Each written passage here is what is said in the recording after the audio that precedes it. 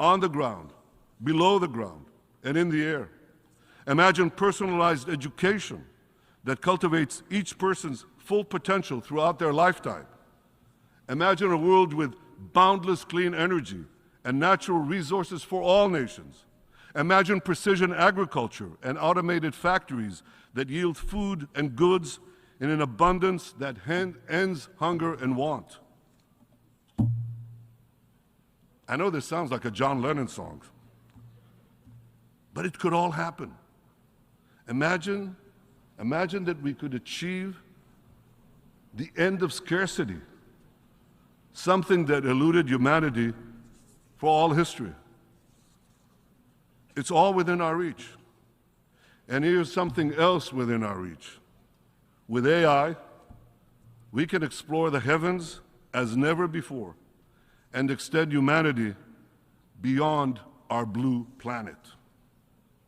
For good or bad, the developments of AI will be spearheaded by a handful of nations, and my country, Israel, is already among them.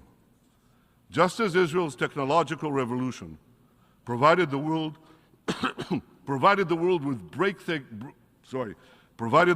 breathtaking innovations, I'm confident that AI developed by Israel will once again help all humanity.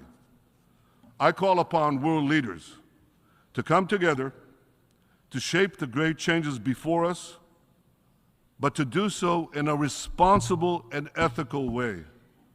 Our goal must be to ensure that AI brings more freedom and not less, prevents wars instead of starting them, and ensures that people live longer, healthier, more productive, and peaceful lives. It's within our reach.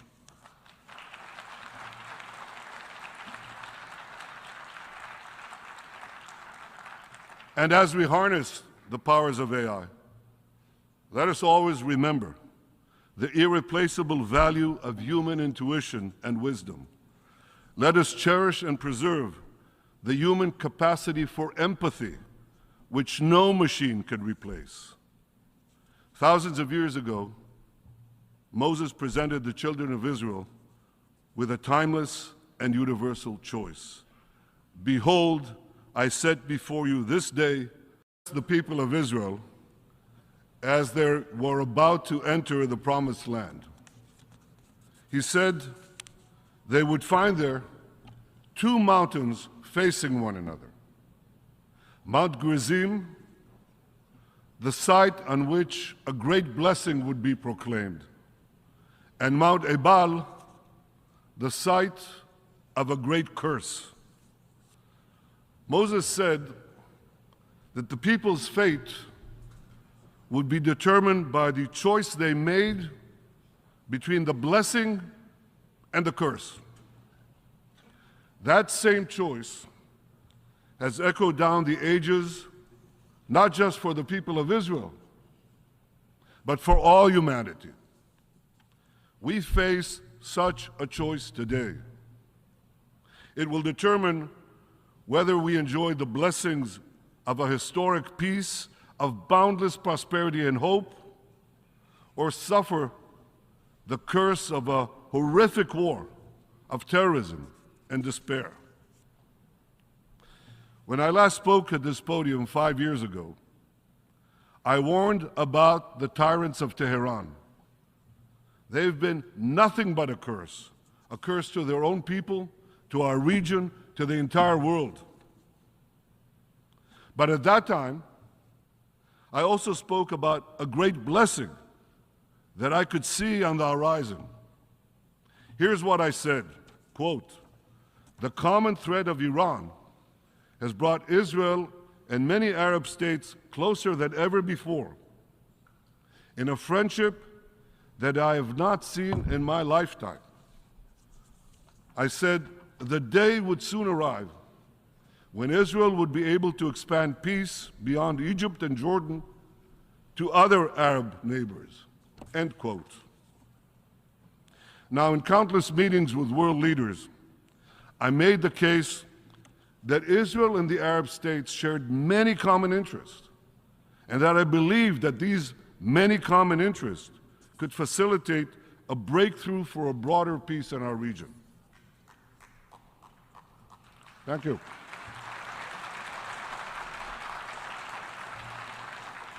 Well, you applaud now, but at the time, many dismissed my optimism as wishful thinking. Their pessimism was based on a quarter century of good intentions and failed peacemaking. And why was this? Why were these good intentions? Why did they always meet failure? Because they were based on one false idea, that unless we first concluded a peace agreement with the Palestinians, no other Arab state would normalize its relations with Israel. I've long sought to make peace with the Palestinians, but I also believed that we must not give the Palestinians a veto over new peace treaties with Arab states. The Palestinians could greatly benefit from a broader peace. They should be part of that process, but they should not have a veto over the process. And I also believe that making peace with more Arab states would actually increase the prospects of making peace between Israel and the Palestinians. See, the Palestinians are only 2% of the Arab world. As long as they believe that the other 90% will remain in a warlike state with Israel, that larger mass, that larger Arab world could eventually choke, dissolve, and destroy the Jewish state. So when the Palestinians see that most of the Arab world has reconciled itself to the Jewish state, they too will be more likely to abandon the fantasy of destroying Israel and finally embrace a path of genuine peace with it. Now, for years, my approach to peace was rejected by the so-called experts. Well, they were wrong. Under their approach, we didn't forge a single peace treaty for a quarter century. Yet in 2020, under the approach that I advocated, we tried something different. And in no time, we achieved an amazing breakthrough. We achieved 4 peace treaties working with the United States. Israel forged 4 peace treaties in 4 months with 4 Arab countries: the United Arab Emirates, Bahrain, Sudan, and Morocco. The Abraham Accords were a pivot of history. And today, we all see the blessings of those accords. Trade and investment with our new peace partners are booming. Our nations cooperate in commerce, energy, water, agriculture, medicine, climate, and many, many other fields. Close to 1 million Israelis have visited the United Arab Emirates in the past 3 years. Every day, Israelis save time and money by doing something they couldn't do for 70 years. They fly over the Arabian Peninsula to destinations in the Gulf, India, the Far East, Australia. The Abraham Accords ushered in another dramatic change. It brought Arabs and Jews closer together. We see it in the frequent Jewish weddings in Dubai, in the dedication of a Torah school in a synagogue in Bahrain, in the visitors flocking to the Museum of Moroccan Judaism in Casablanca. We see it in lessons that are given to Arab students about the Holocaust in the UAE. There's no question.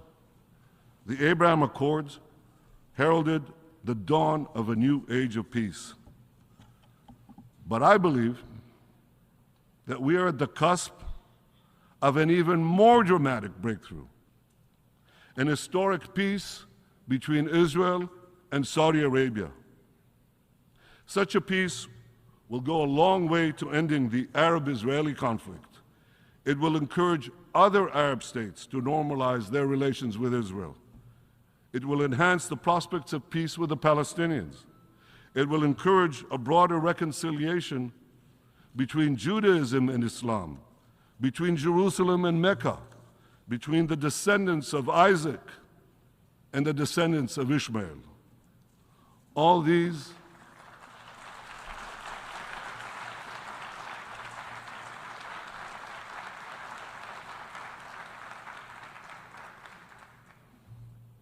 All these are tremendous blessings.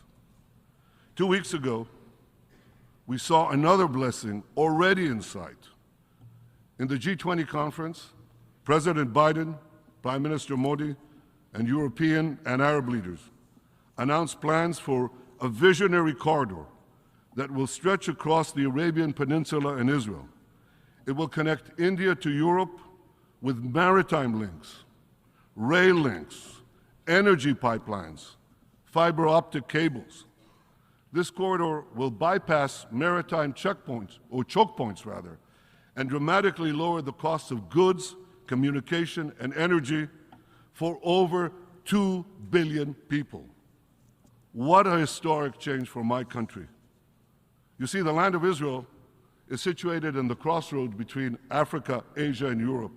And for centuries, my country was repeatedly invaded by empires passing through it in their campaigns of plunder and conquest elsewhere.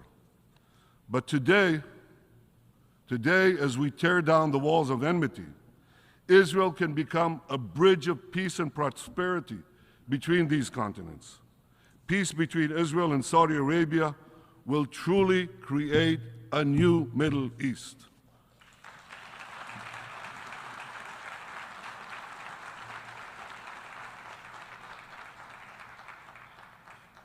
To understand the magnitude of the transformation that we seek to advance, let me show you a map of the Middle East in 1948, the year Israel was established. Here's Israel in 1948. It's a tiny country, isolated, surrounded by a hostile Arab world.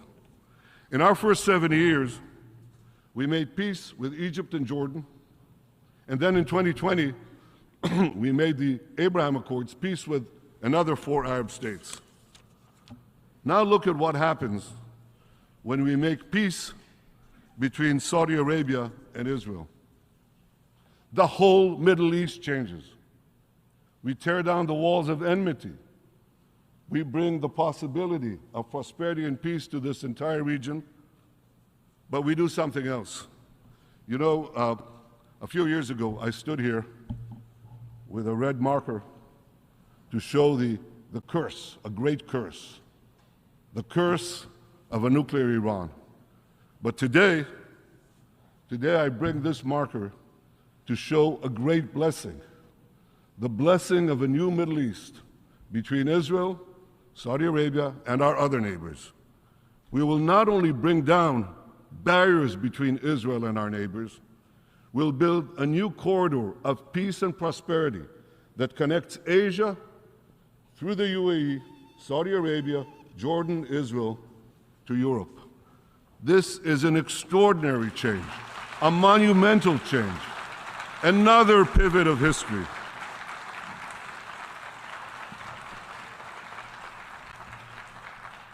Now, as the circle of peace expands, I believe that a real path towards a genuine peace with our Palestinian neighbors can finally be achieved. But there's a caveat. It has to be said here, forcefully. Peace can only be achieved if it is based on truth. It cannot be based on lies. It cannot be based on endless vilification of the Jewish people. Palestinian leader Mahmoud Abbas must stop spreading the horrible anti-Semitic conspiracies against the Jewish people and the Jewish state. I mean, he recently said that Hitler wasn't an anti-Semite. You can't make this up. But he did. He said that. And the Palestinian Authority must stop glorifying terrorists. They must stop its ghoulish pay-to-slay policy of giving money to Palestinian terrorists for the murder of Jews. This is all outrageous. It must stop for peace to prevail.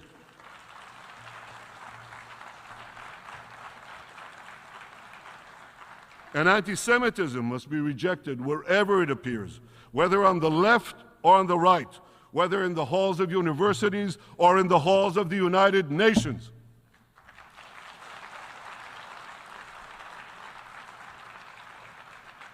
For peace to prevail, the Palestinians must stop spewing Jew hatred, finally reconcile themselves to the Jewish state. By that I mean not only to the existence of the Jewish state, but to the right of the Jewish people to have a state of their own in their historic homeland, the land of Israel.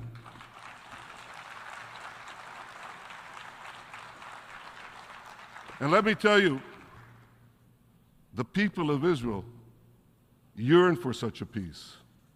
I yearn for such a peace. As a young soldier over half a century ago, my comrades and I in Israel's special forces faced mortal dangers on many fronts, on many battlefields, from the warm waters of the Suez Canal to the frozen slopes of Mount Hermon, from the banks of the Jordan River to the tarmac of Beirut Airport. These experiences and other experiences taught me the cost of war. A fellow soldier was killed next to me. Another died in my arms. I buried my older brother. Those who have personally suffered the curse of war can best appreciate the blessings of peace. Now, there are many hurdles on the path to peace. There are many hurdles on the extraordinary path to peace that I've just described. But I'm committed to doing everything I can to overcome these hurdles, to forge a better future for Israel and all of our peoples, all the peoples in our region. 2 days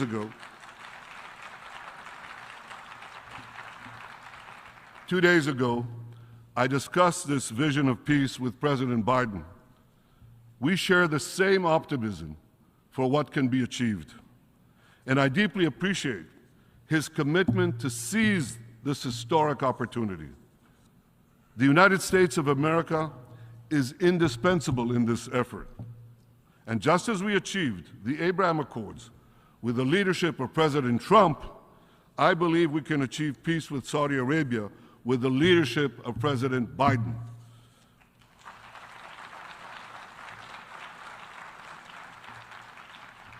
Working together with the leadership of Crown Prince Mohammed bin Salman, we can shape a future of great blessings for all our peoples.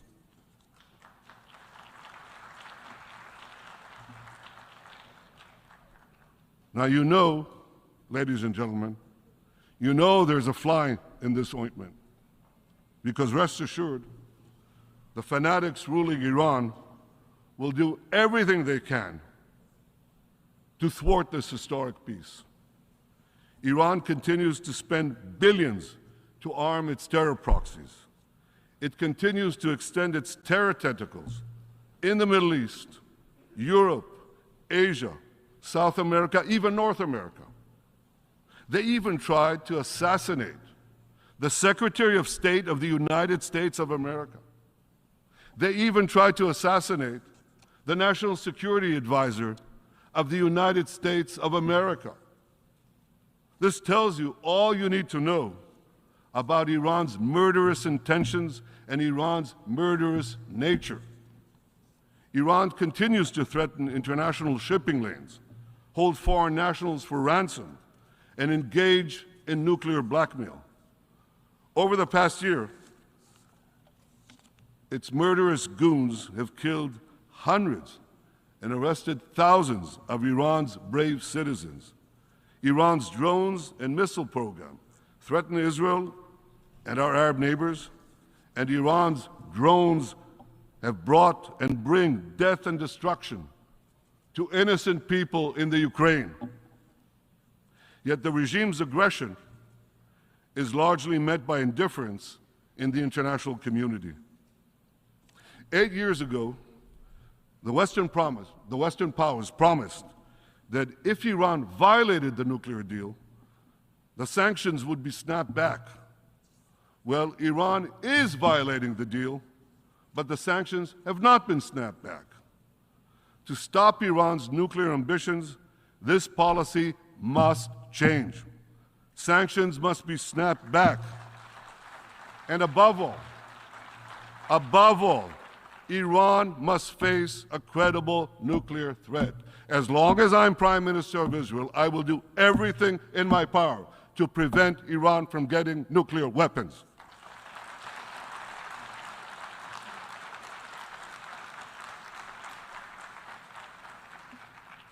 Equally, we should support the brave women and men of Iran who despise the regime, who yearn for freedom, who've gone out bravely on the sidewalks of Tehran and Iran's other cities and faced death. It is the people of Iran, not their oppressors, who are our real partners for a better future.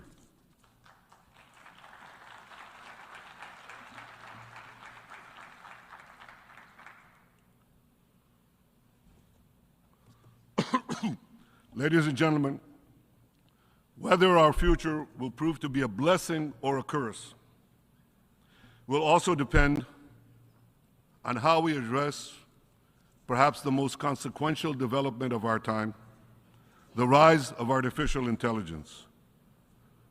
The AI revolution is progressing at lightning speed. It took centuries for humanity to adapt to the agricultural revolution. It took decades to adapt to the industrial revolution. We may have but a few years to adapt to the AI revolution. The perils are great, and they are before us. The disruption of democracy, the manipulation of minds, the decimation of jobs, the proliferation of crime, and the hacking of all the systems that facilitate modern life. Yet even more disturbing is the potential eruption of AI-driven wars that could achieve an unimaginable scale. And behind this perhaps looms an even greater threat, once the stuff of science fiction, that self-taught machines could eventually control humans instead of the other way around. The world's leading nations, however competitive, must address these dangers. We must do so quickly, and we must do so together. We must ensure that the promise of an AI utopia does not turn into an AI dystopia. We have so much to gain. Imagine the blessings of finally cracking the genetic code, extending human life by decades, and dramatically reducing the ravages of old age. Imagine healthcare tailored to each individual's genetic composition, and predictive medicine that prevents diseases long before they occur. Imagine robots helping to care for the elderly. Imagine the end of traffic jams with self-driving vehicles on the ground, below the ground, and in the air. Imagine personalized education that cultivates each person's full potential throughout their lifetime. Imagine a world with boundless clean energy and natural resources for all nations. Imagine precision agriculture and automated factories that yield food and goods in an abundance that ends hunger and want. I know this sounds like a John Lennon song, but it could all happen. Imagine that we could achieve the end of scarcity, something that eluded humanity for all history. It's all within our reach. And here's something else within our reach. With AI, we can explore the heavens as never before and extend humanity beyond our blue planet. For good or bad, the developments of AI will be spearheaded by a handful of nations, and my country, Israel, is already among them. Just as Israel's technological revolution provided the world with breathtaking innovations, I'm confident that AI developed by Israel will once again help all humanity. I call upon world leaders to come together to shape the great changes before us, but to do so in a responsible and ethical way. Our goal must be to ensure that AI brings more freedom and not less, prevents wars instead of starting them, and ensures that people live long. Ladies and gentlemen, order.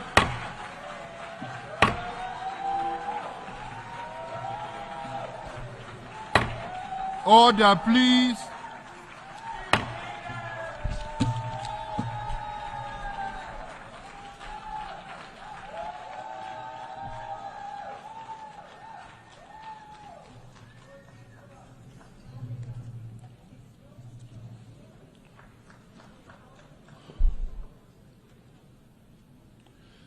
Mr. President, ladies and gentlemen, I didn't intend to come here this year. My country is at war, fighting for its life. But after I heard the lies and slanders leveled at my country by many of the speakers at this podium, I decided to come here and set the record straight.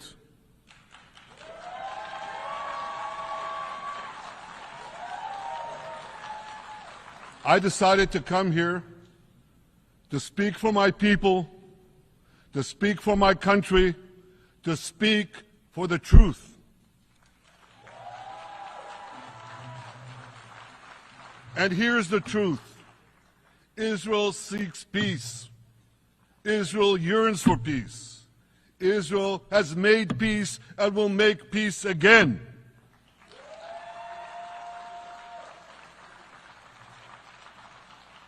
Yet we face savage enemies who seek our annihilation, and we must defend ourselves against these savage murderers. Our enemies seek not only to destroy us, they seek to destroy our common civilization and return all of us to a dark age of tyranny and terror. When I spoke here last year, I said we faced the same timeless choice that Moses put before the people of Israel thousands of years ago. As we were about to enter the Promised Land, Moses blessing told us or that our actions will determine, and that is the whether choice we face today. The curse of Iran's unremitting aggression or the blessing of a historic reconciliation between Arab and Jew.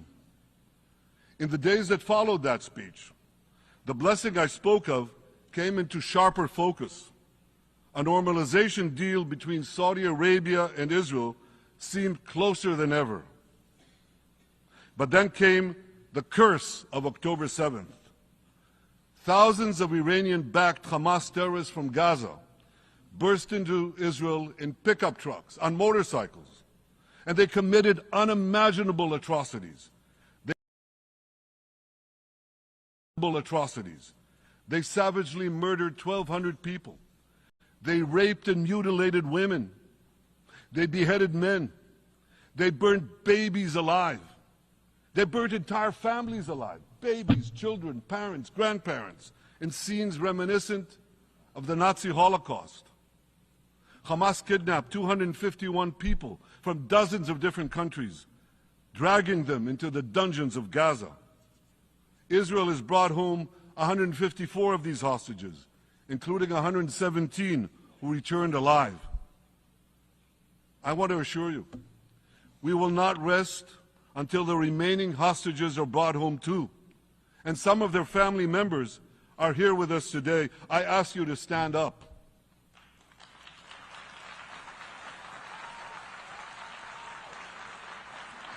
With us is Eli Stevie, whose son Idan was abducted from the Nova Music Festival. That was his crime. A music festival. And these murderous monsters took him. Kobe Smirno, whose son Jonathan was murdered, and his corpse was taken into the dungeons, into the terror tunnels of Gaza. A corpse held hostage. Salim al-Atrash, whose brother Muhammad, a brave Arab Israeli soldier, was murdered. His body too was taken to Gaza. And so was the body of Ifat Hyman's daughter Inbar, who was brutally murdered at that same music festival.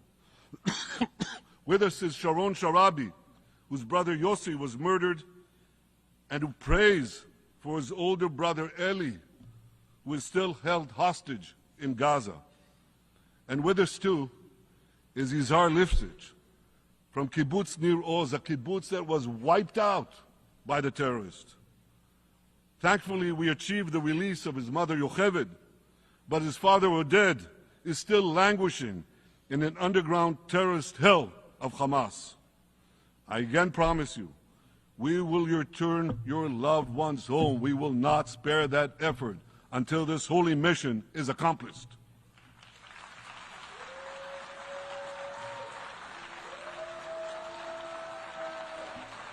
Ladies and gentlemen,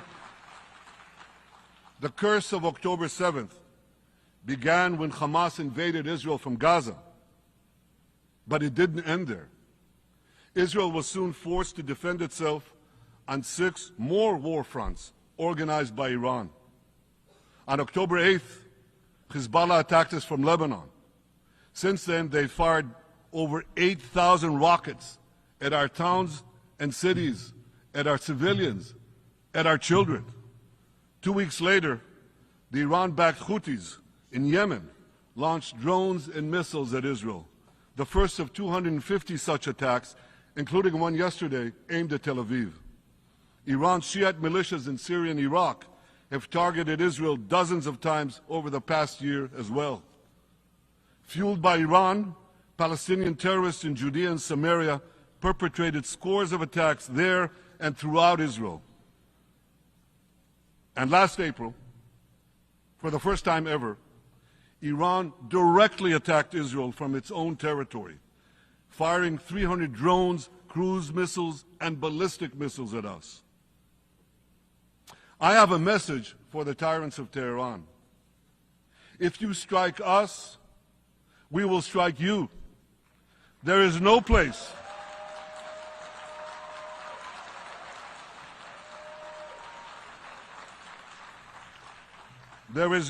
in Iran that the long arm of Israel cannot reach. And that's true of the entire Middle East. Far from being lambs led to the slaughter, Israel's soldiers have fought back with incredible courage and with heroic sacrifice. And I have another message for this assembly and for the world outside this hall. We are winning.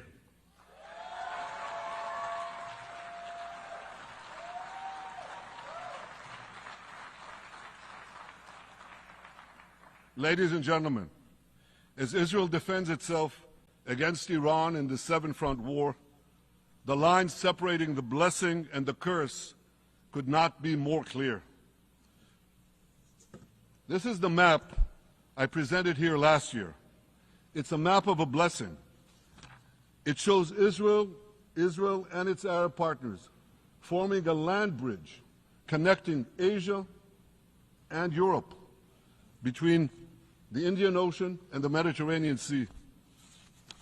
Across this bridge, we will lay rail lines, energy pipelines, fiber optic cables, and this will serve the betterment of 2 billion people.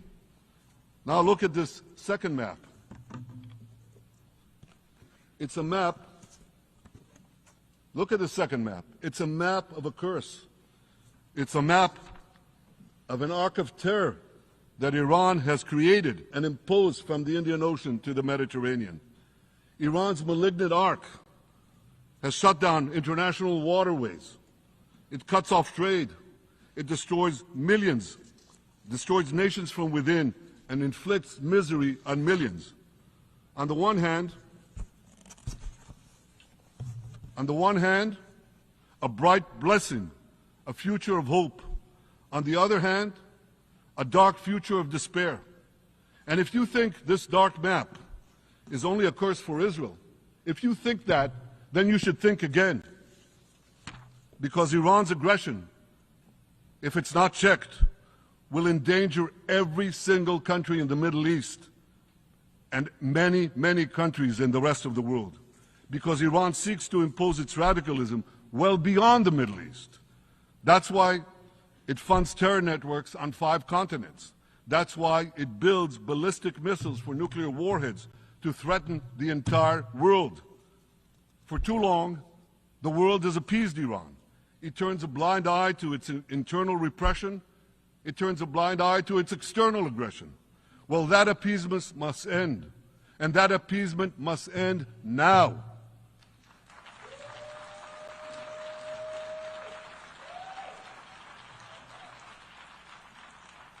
Nations of the world should support the brave people of Iran who want to rid themselves of this evil regime. Responsible governments should not only support Israel in rolling back Iran's aggression, they should join Israel. They should join Israel in stopping Iran's nuclear weapons program. In this body, in the Security Council, we're going to have a deliberation in a few months. And I call on the Security Council to snap back UN Security Council sanctions against Iran, because we must all do everything in our power to ensure that Iran never gets nuclear weapons.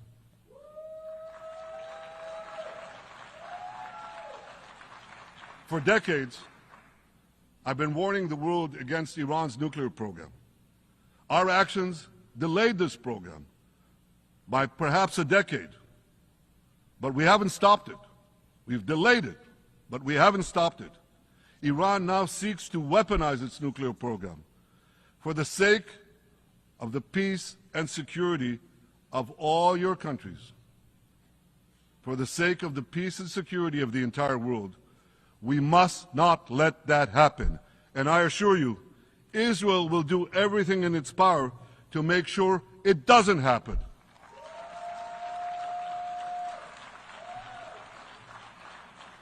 So, ladies and gentlemen, the question before us is simple. Which of these 2 maps that I showed you will shape our future? Will it be the blessings of peace and prosperity for Israel, our Arab partners, and the rest of the world? Or will it be the curse in which Iran and its proxies spread carnage and chaos everywhere? Israel has already made its choice. We've decided to advance the blessing. We're building a partnership for peace with our Arab neighbors while fighting the forces of terror that threaten that peace. For nearly a year, the brave men and women of the IDF have been systematically crushing Hamas's terror army that once ruled Gaza. On October 7th, the day of that invasion into Israel, that terror army numbered nearly 40,000 terrorists. It was armed with more than 15,000 rockets. It had 350 miles of terror tunnels, an underground network bigger than the New York subway system, which they used to wreak havoc above and below ground. A year later, the IDF has killed or captured more than half of these terrorists, destroyed over 90% of their rocket arsenal, and eliminated the key segments of their terror tunnel network. In major military operations,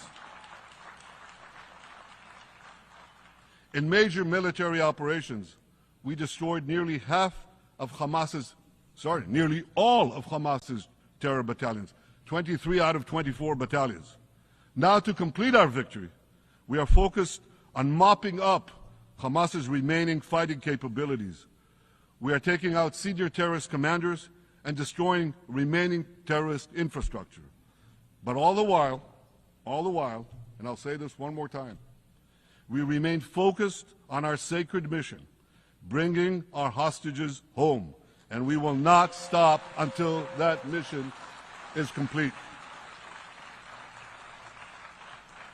Now, ladies and gentlemen, even with Hamas's greatly diminished military capability, the terrorists still exercise some governing power in Gaza by stealing the food that we enable aid agencies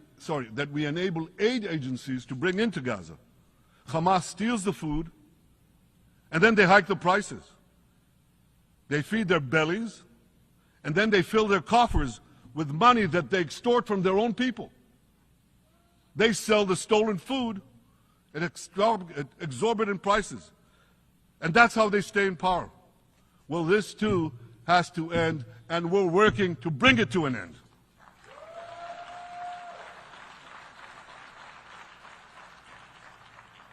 And the reason is simple. Because if Hamas stays in power, it will regroup, rearm, and attack Israel again and again and again, as it is vowed to do. So Hamas has got to go.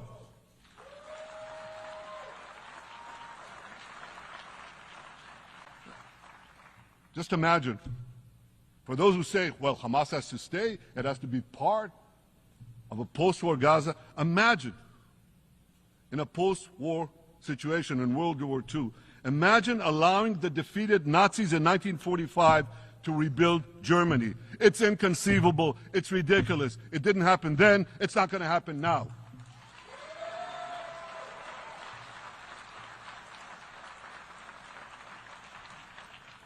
This is why Israel will reject any role for Hamas in a post-war Gaza. We don't seek to resettle Gaza. What we seek is a demilitarized and de-radicalized Gaza. Only then can we ensure that this round of fighting will be the last round of fighting. We are ready to work with regional and other partners to support a local civilian administration in Gaza committed to peaceful coexistence.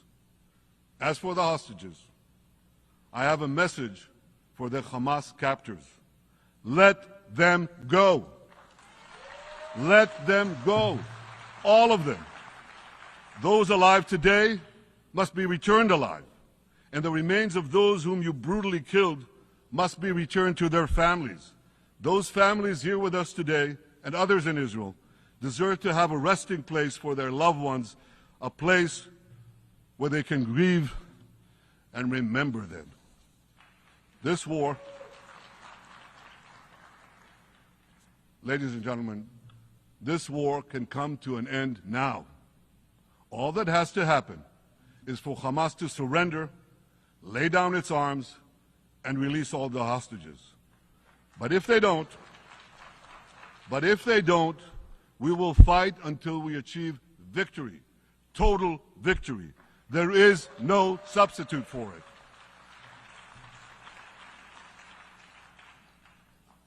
Israel must also defeat Hezbollah in Lebanon. Hezbollah is the quintessential terror organization in the world today. It has tentacles that span in all continents. It has murdered more Americans and more Frenchmen than any group except bin Laden. It's murdered the citizens of many countries represented in this room. And it has attacked Israel viciously over the last 20 years. In the last year, completely unprovoked. A day after the Hamas massacre, on October 7th, Hezbollah began attacks against Israel, which forced more than 60,000 Israelis on our northern border to leave their homes, becoming refugees in their own land. Hezbollah turned vibrant towns in the north of Israel into ghost towns. So I want you to think about this in equivalent American terms. Just imagine if terrorists turned El Paso and San Diego into ghost towns. Then ask yourself, how long would the American government tolerate that? A day? A week? A month? I doubt they tolerate it even for a single day. Yet Israel has been tolerating this intolerable situation for nearly a year. Well, I've come here today to say, enough is enough.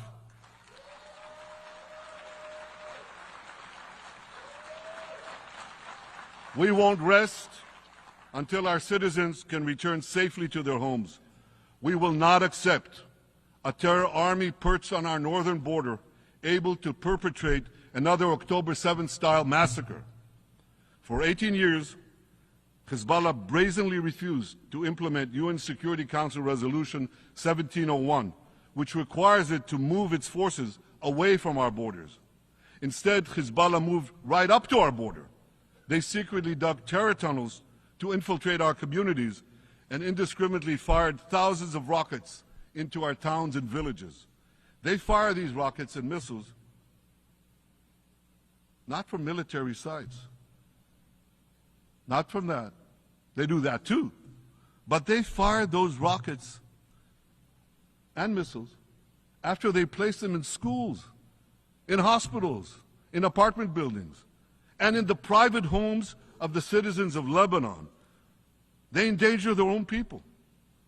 They put a missile in every kitchen, a rocket in every garage. I said to the people of Lebanon this week, get out of the death trap that Hezbollah has put you in. Don't let Nasrallah drag Lebanon into the abyss. We're not at war with you. We're at war with Hezbollah, which has hijacked your country and threatens to destroy ours. As long as Hezbollah chooses the path of war, Israel has no choice, and Israel has every right to remove this threat and return our citizens to their homes safely. And that's exactly what we're doing.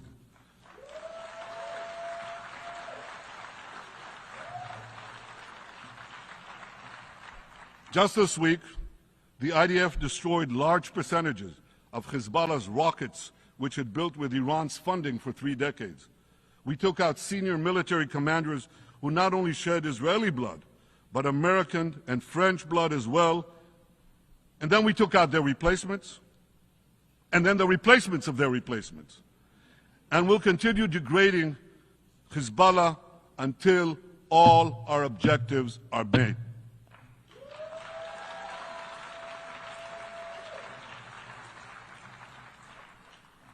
Ladies and gentlemen, we're committed to removing the curse of terrorism that threatens all civilized societies. But to truly realize the blessing of a new Middle East, we must continue the path we paved with the Abraham Accords 4 years ago. Above all, this means achieving a historic peace agreement between Israel and Saudi Arabia.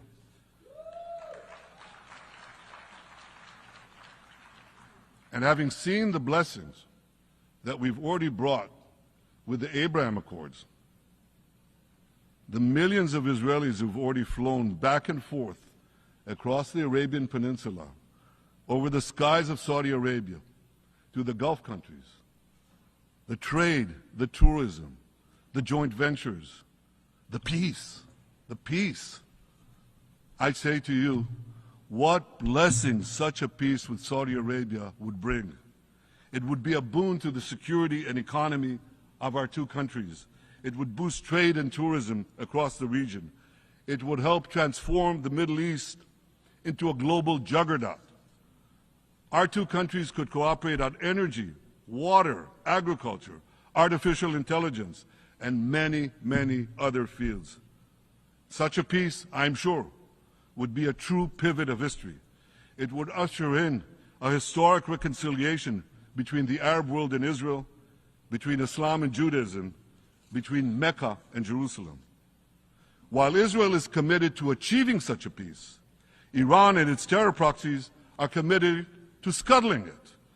That's why one of the best ways to foil Iran's nefarious designs is to achieve the peace. Such a peace would be the foundation for an even broader Abrahamic alliance. And that alliance would include the United States, Israel's current Arab peace partners, Saudi Arabia, and others who choose the blessing of peace. It would advance security and prosperity across the Middle East and bring enormous benefits to the rest of the world. With American support and leadership, I believe this vision can materialize, and much sooner than people think. And as the Prime Minister of Israel, I will do everything in my power to make it happen. This is an opportunity that we and the world should not let go by.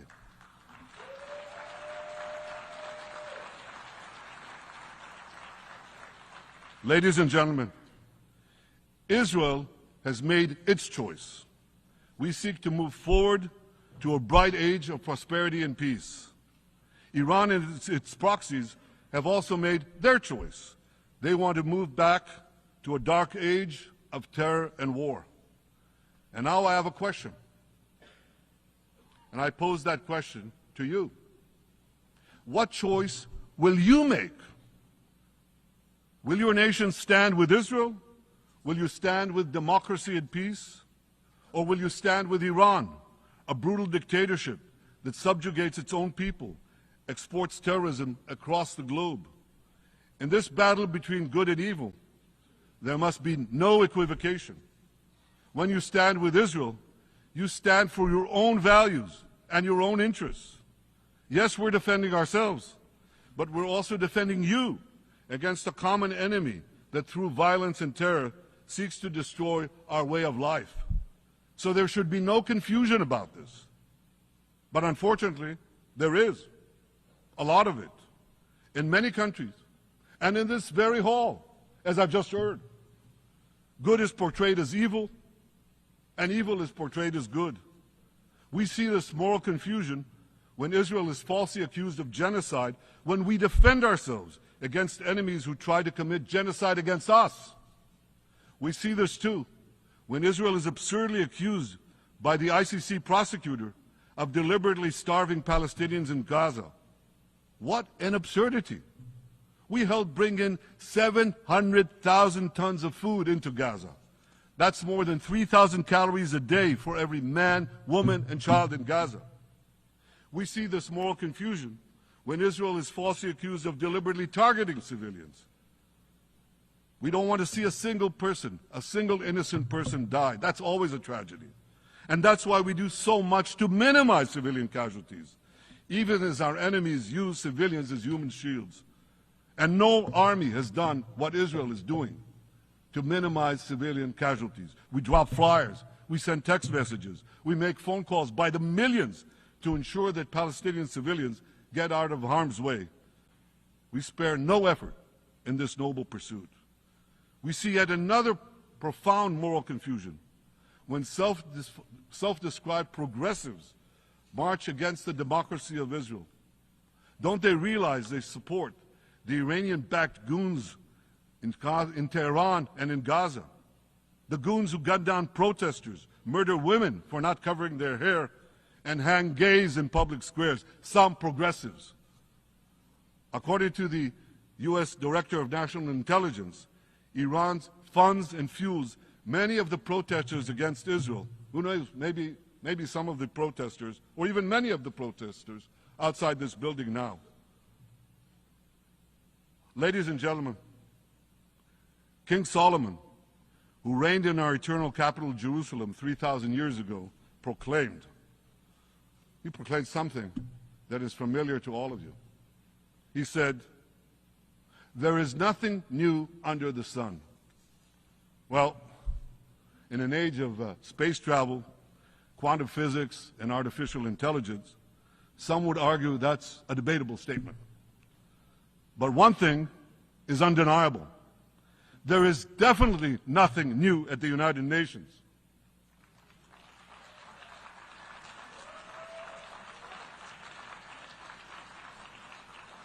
Take it from me. I first spoke from this podium as Israel's ambassador to the UN in 1984. That's exactly 40 years ago. And in my maiden speech here, I think it's the same podium, by the way.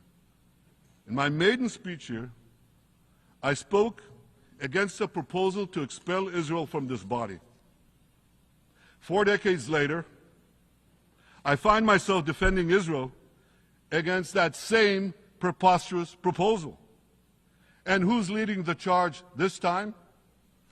Not Hamas, but Abbas, Palestinian Authority President Mahmoud Abbas. This is the man who claims he wants peace with Israel. Yet he still refuses to condemn the horrific massacre of October 7th. He's still paying hundreds of millions to terrorists who murder Israelis and Americans. It's called pay for slay. The more you murder, the more you get paid. And he still wages unremitting diplomatic warfare against Israel's right to exist and against Israel's right to defend itself. And by the way, they amount to the same thing. Because if you can't defend yourself, you can't exist. Not in our neighborhood, certainly, and maybe not in yours. Standing in this podium 40 years ago, I told the sponsors of that outrageous resolution to expel Israel, gentlemen, check your fanaticism at the door. Today, I tell President Abbas and all of you who would shamefully support that resolution, check your fanaticism at the door. The singling out of the one and only Jewish state continues to be a moral stain on the United Nations. It has made this once respected institution contemptible in the eyes of decent people everywhere. But for the Palestinians, this UN House of Darkness is home court. They know that in this swamp of anti-Semitic bile, there's an automatic majority willing to demonize the Jewish state on anything. In this anti-Israel flat earth society, any false charge, any outlandish allegation can muster a majority. In the last decade, there have been more resolutions passed against Israel in this hall at the UN General Assembly than against the entire world combined. Actually, more than twice as many. Since 2014, this body condemned Israel 174 times. It condemned all the other countries in the world 73 times. That's more than 100 extra condemnations for the Jewish state. What hypocrisy, what a double standard, what a joke. So the UN's hostility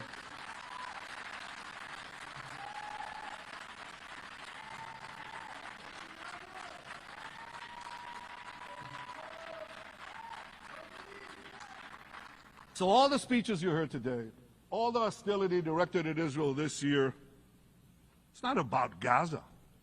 It's about Israel. It's always been about Israel's very existence. And I say to you, until the Jewish state is treated like other nations, until this anti-Semitic swamp is drained, the UN will be viewed by fair-minded people everywhere as nothing more than a contemptuous farce.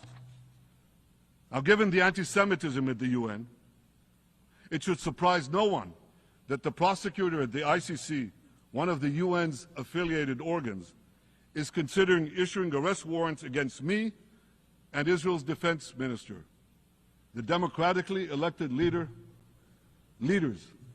of the democratic state of Israel. The ICC prosecutors rushed to judgment. His refusal to treat Israel with its independent courts the way other democracies are treated is hard to explain by anything other than pure anti-Semitism. Ladies and gentlemen, the real war criminals are not in Israel. They're in Iran. They're in Gaza, in Syria, in Lebanon, in Yemen.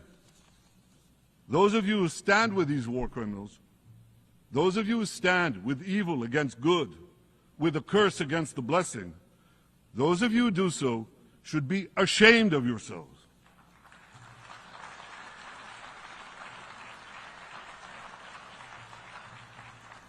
But I have a message for you. Israel will win this battle. We'll win this battle because we don't have a choice. After generations in which our people were slaughtered, remorselessly butchered, and no one raised a finger in our defense, we now have a state. We now have a brave army, an army of incomparable courage, and we are defending ourselves. As the book of Samuel says in the Bible, Netzach Yisrael lo yishaker.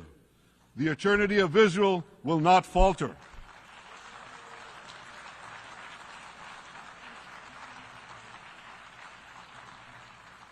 In the Jewish people's epic journey from antiquity, in our odyssey through the tempests and upheavals of modern times, that ancient promise has always been kept, and it will hold true for all time. To borrow a great poet's phrase, Israel will not go gently into that good night. We will never need to rage against the dying of the light, because the torch of Israel will forever shine bright.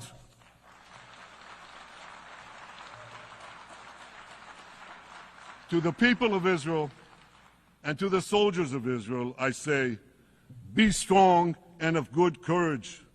חזקו ואמצו ואל תיראו מפניהם, כי אדוני אלוהיך הוא ההולך עמך, לא ירפך ולא יעזבך.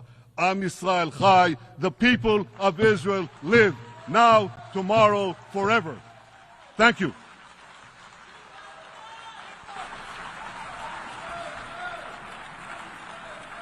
On behalf of the Assembly, I wish to thank the Prime Minister of the State of Israel,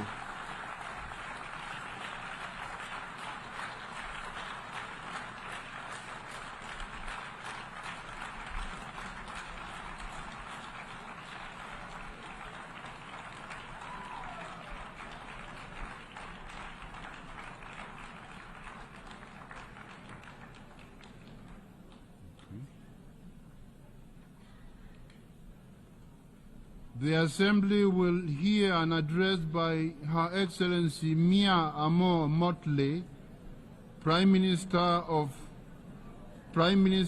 Minister for National Security and the Public Service.